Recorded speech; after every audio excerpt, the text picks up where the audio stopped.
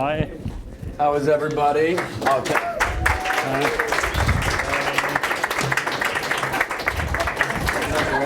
Welcome to Talks at Google. My name is Sachit Egan. Thanks for being here. I don't think these guys need any introduction, but we'll still venture to give one anyway. To my immediate right is John Hillcoat. I do need an introduction. All right, fair enough. We'll do our best over here for you. Okay. He's an Australian award-winning film director, music video director, and screenwriter. Yeah. Yeah. Made a lot of great movies at this no. point. Wikipedia lied to me, though, man. I'm sorry really? about that. You wanted to. Yeah. Fair enough. He's done a lot of good movies by now. One of them, you guys might have seen, The Road, the film adaptation of The Road by Cormac McCarthy. Our future. There you go. Yeah. And then to my further right, man who probably needs no introduction either, but Aaron Paul, who stole our hearts and our nerves. Oh. As Jesse Pinkman on Breaking Bad. Also won a lot of awards for that, won a lot of Best Supporting Actor awards. And we're here today to talk about their new heist thriller, 999, out tomorrow. Mm-hmm. Exciting stuff. Welcome Go to Google, see it. guys. Thank you. Thank you. Already? Thank you. All right, so you guys have been doing the rounds. This is stop number 430 on the tour. We talked about that. Put you on the spot. What's the best question you've been asked about the film so far? You can plead the fifth. I've got questions prepared. Oh.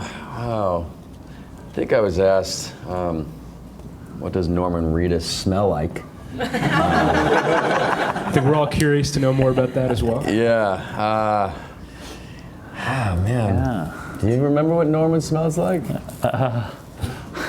No, I make a point of not. All right, we'll Not smelling your actors. Yeah.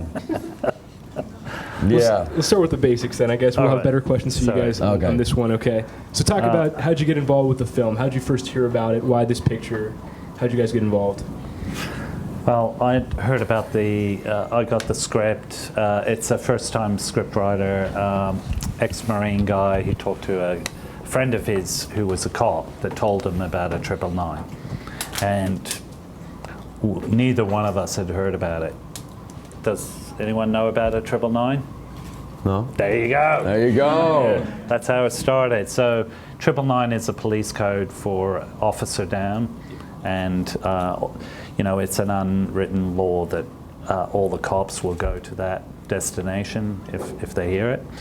And contemporary crime thriller. I've been itching to do something contemporary about like a slice of life in the streets today. So this was the opportunity. Very cool. And very cool. Yeah. Aaron? I mean, this was placed in front of me out of nowhere. I saw that John Hillcoat was working on his next project, and I mean, I think that's really why we got such an incredible cast to jump on board. He doesn't do all that many movies, but the ones that he does do is going to be just a brutal, gripping story in a very human way. And yeah, I read the script and I thought it was incredible, and so I had to jump at the opportunity. Ensemble cast, just to name a few, you've heard over and over: Casey Affleck, Woody Harrelson, Kate Winslet, Anthony Mackie, yourself, just to name a few. What was it like to work with that much talent all in one place? Incredible, terrifying. It was an embarrassment of riches. I've been a huge fan of most of these cast members for a very long time, and some of them being dear friends of mine, and so it was nice to go to work and work with people that you really look up to, and work with this guy, and yeah, it was great. Very cool. Yeah, well, I was totally spoiled rotten with these guys. They're all very committed, very top of the game actors that are attracted to, when you mentioned humanity, that was the thing, is that even a world as grim and gnarly as crime, it actually, behind all these people are the people. So so these actors, like 8-10 parts, main characters, needed a real richness, to cover that big. It's like a sea of, or a soup of human kind of flaws. Yeah. Aaron, your character is in some ways, I think, the most conflicted in the film. Not to give anything away, we see a lot of conflict. Those of us who saw Breaking Bad. Always dealing with conflict. Okay. So yeah, did you struggle to figure out how to act this character? Was it similar to stuff you've done before? What was it like? Yeah, I mean, I always tend to gravitate towards characters with conflict. I love playing the darker, grittier side of things. I think it's very honest to real life. Before we jumped into shooting this project, John, it was very important to him that we had as much information to us at our fingertips, and so he gave us endless amounts of information and homework to study up on, and all from Google. All from Google. I hope it's accurate. Yeah. Spent some time with the LAPD, did some ride-alongs. This is just a side of the world that I am not used to, but it is it's absolutely happening every single day, and it's crazy. But yeah. So doing the ride-alongs, preparing, did anything really surprise you? Something you weren't prepared for, or didn't think through? Well, we pulled over this guy, and as we were pulling him over, they told me that he already had 2 strikes on his record. Third one, he'd be in prison forever, and this was, in fact, his 3rd strike because the girl in his front seat was just shot. In the back seat was his mom. He had tattoos all over his face. They pulled him out of the car. He had a gun on him with a serial number scratched off. But sitting in this car and going into this world and seeing these young kids on their bikes, and they just get a glimpse of a cop car, they run away from the cops. The cops are their enemy. But you see these young kids, and that's all they know, and so it's just really humanizes their world, because they don't really have a choice. They have to side with a gang. Otherwise they get left behind or get shot in a corner, and you feel for them. And then you see these gang members, they're just grown up kids, and this is all they know. And so it's it's crazy, getting a peek behind the, velvet curtain per se at their world. But yeah, it was unreal. Thank you for that. I think the humanity of the characters we meet, there's a lot of characters in the film, and that humanity really kind of comes through. Did you have experiences in your own life that sort of led you to wanting to tell that kind of a story? Yeah, I came to America at a very young age and was kind of thrown as a young child. New Haven, Connecticut in the late 60s everything was kicking off. I used to regularly, I found out recently that my mother told me that she used to have me babysat by the Black Panthers at their headquarters. Nice. So they dropped me off there regularly, but I remember absorbing at a young age the turmoil of that age, with the civil rights, anti-war movement, and all those leaders that were assassinated in a very short time. And then the media, there was no filter. The Vietnam War was the most publicized, unfiltered war in history. So as a young kid seeing all this and the adult world, that did affect me. And then I started through the 70s and 80s looking at all the great American genre films and seeing those worlds enacted. But it was, wanting to get that kind of realism and immersement into this other world. Going back to the cast briefly, was there anybody in the cast that surprised you? Anybody that was just really funny pulling pranks, or just kind of surprised you, I guess, having never worked with either of them before? Oh, man. Well, we were just talking about earlier Woody Harrelson's entrance. This is like first scene, first time on set, very first take, and he pulls up, is driving his car at high speed. He jumps the curb, crashes into a tree, smashes his head against the thing, and gets out of the car and goes up to Casey and plays the entire scene, 2 pages, without missing a beat. Yeah. Wow. While this giant welt is like growing. And didn't he, because you guys, rehearsed it, right? And they said, well, there's no reason to really come in that hot, so maybe just, maybe not push that hard on the gas pedal. He's like, okay. And then he does this, which is so Woody, Yeah, Sets the tone, I guess, right off the bat. absolutely. Fantastic. A couple questions for you just about the style, John. A bunch of us watched the film last night, and we were talking about it afterwards. One of my friends mentioned, okay, spoiler alert, there's a lot of shooting in this movie. There's guns, okay? Crime film with shooting. Who would have thought, right? And he used the phrase animating the inanimate, that we get a lot of first-person shooter. We see a vantage point of either the victim or of the shooter in a very unique way. Could you talk about the way you tried to stylize the action in the film? That's great. People pick up on that. But I like changing. It's Google, I mean.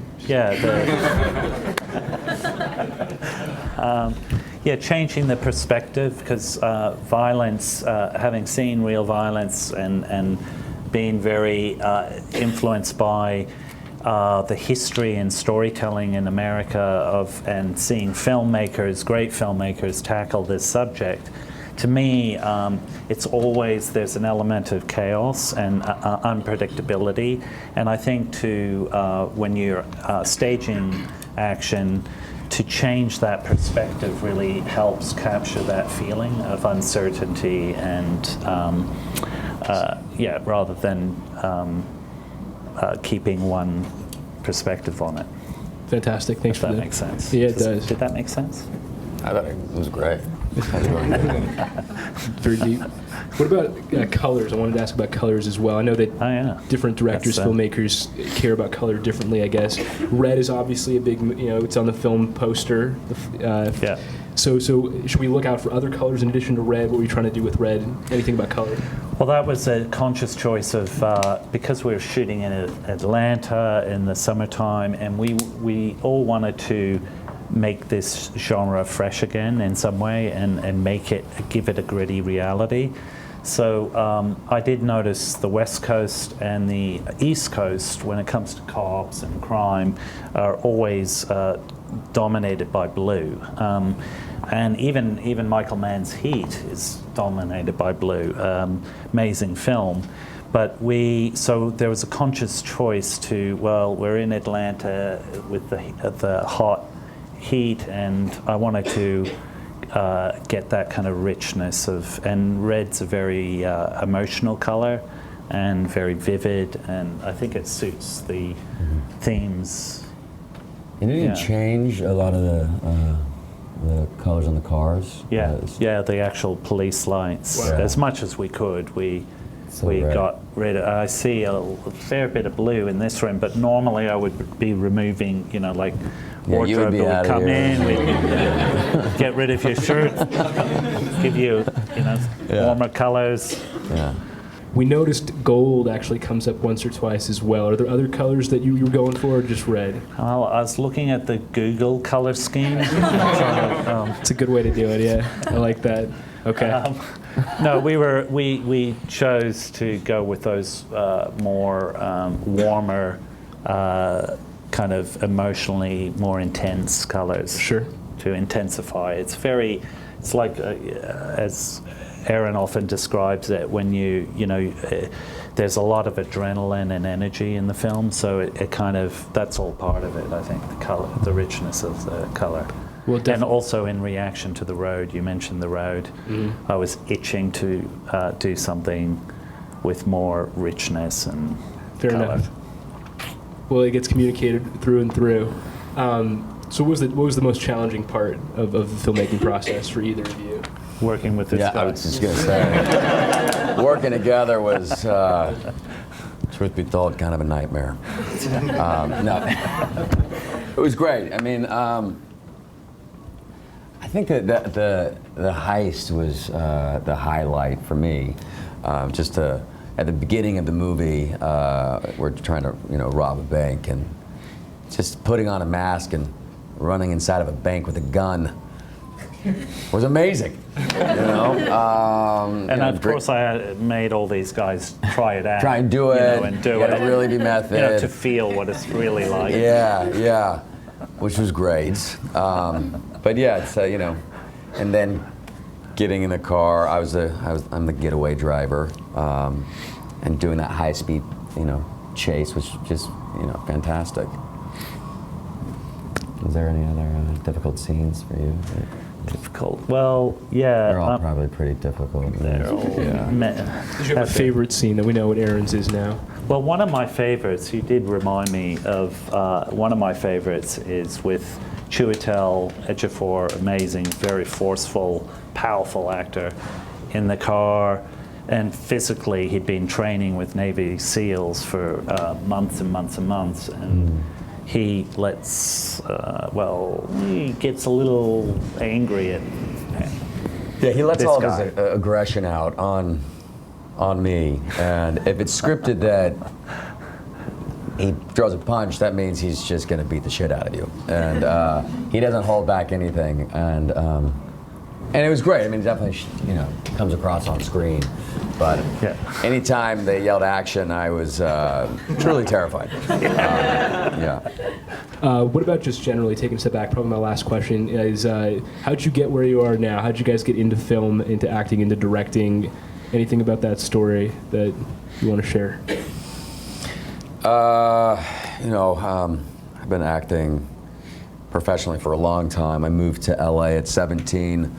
Graduated high school, a year early. I don't know, I've just always loved I loved it. Like I said before, like Cops and Robbers.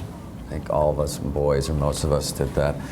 Maybe some of you girls did that as well growing up. Make believe, pretend. I've always been such a huge fan of film.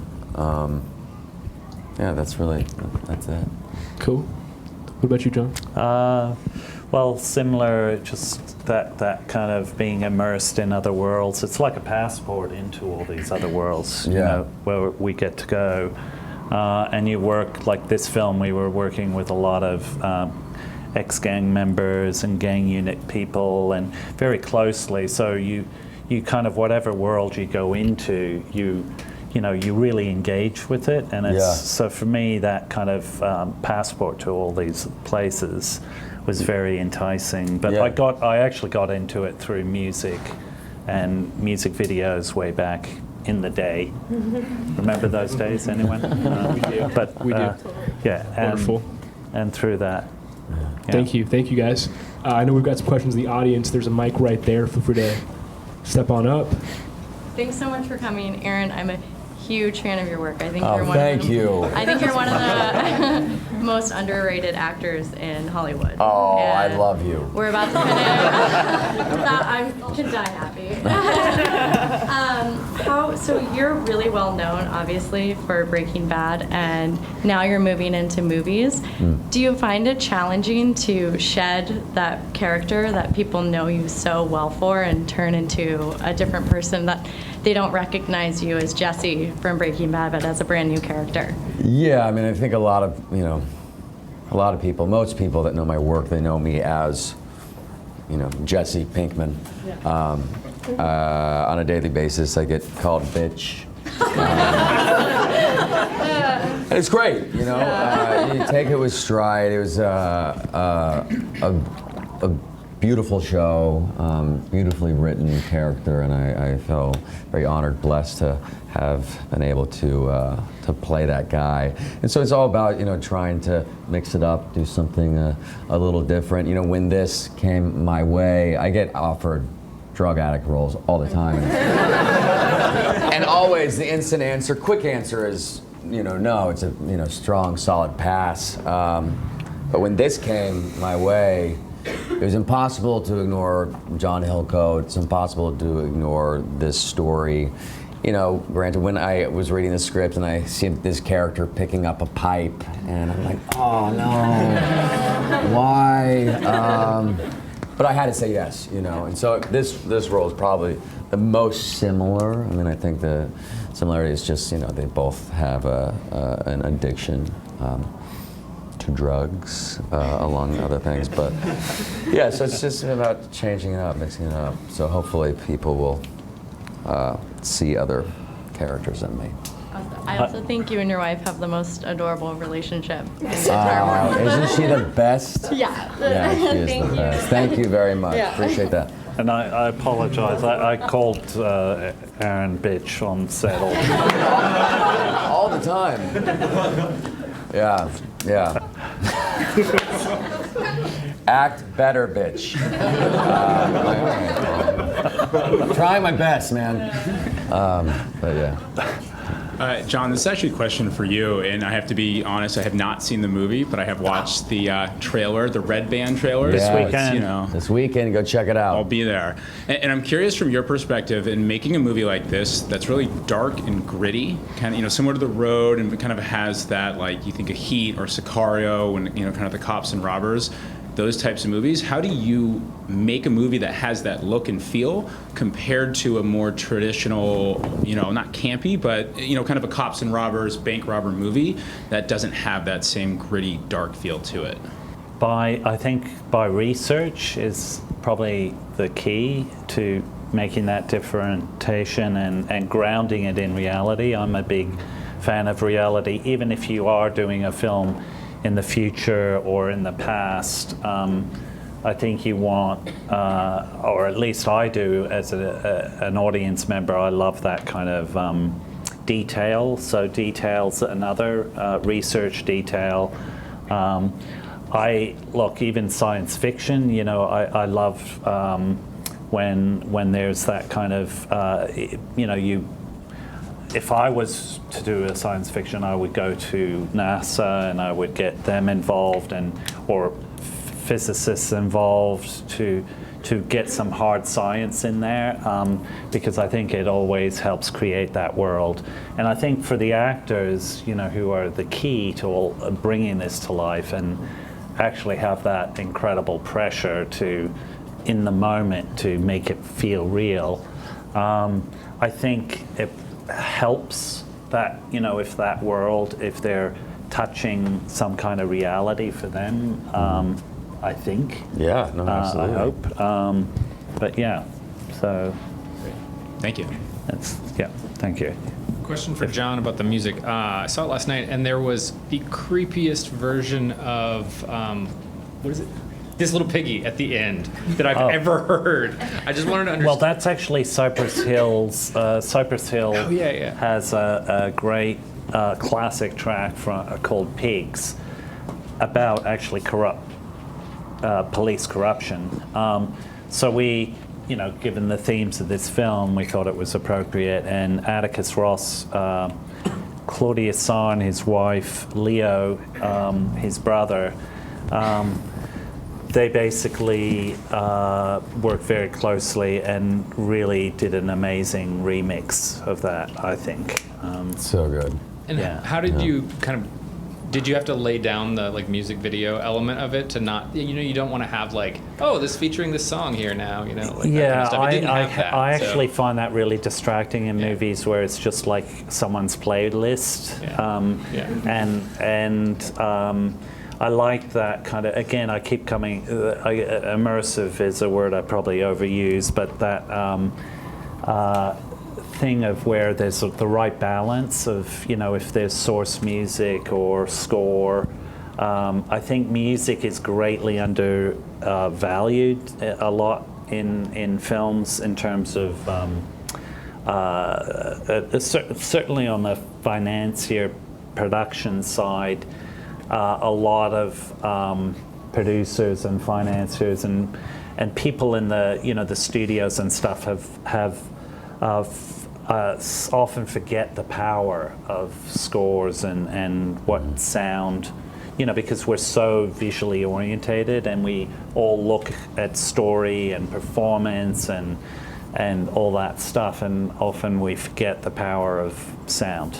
But I have kind of a general question about, the types of films and TV shows that you've been in are like obviously very heavy topics. So you're dealing with gang violence, drug addiction, police corruption, potentially things like that. How do you feel like when you're immersing yourself so heavily in these really heavy topics that are, serious problems in America and across the world, gun control, walking away from something like that after you've completed the film, does it really affect you? And do you feel like going back to those issues and trying to find ways to help situations like that?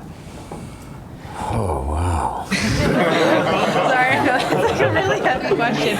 But it's like, you're, especially for Breaking Bad, I mean, when you're working on something for such a long period of time where, crystal meth, drug addiction in America, it's like a serious thing that affects people's livelihood and family and all that kind of stuff. That's what I think was so great about Breaking Bad.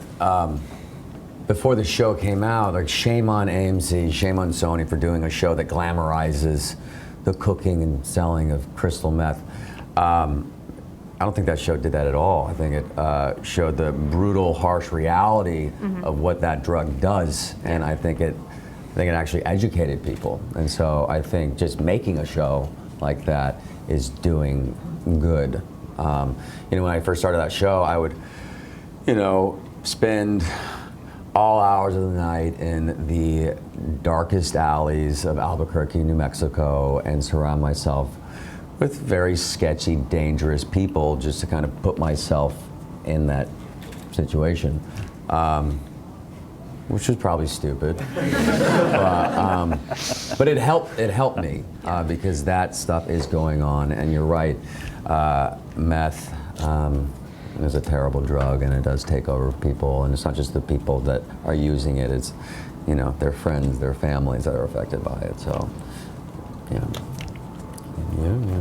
Oh. And also what was great about that is that there's been different waves of drugs that have affected this country, and it brought up to date the way that the stakes keep raising. They when you think back in the day when Prohibition, it was just like about illegal moonshine. Things have, there's been such a huge appetite for drugs, and that supply and demand is a very tricky equation. So I think I'm with Aaron that it's good for film and TV to embrace the reality of what's going on and try and tackle that. How do you walk away from it?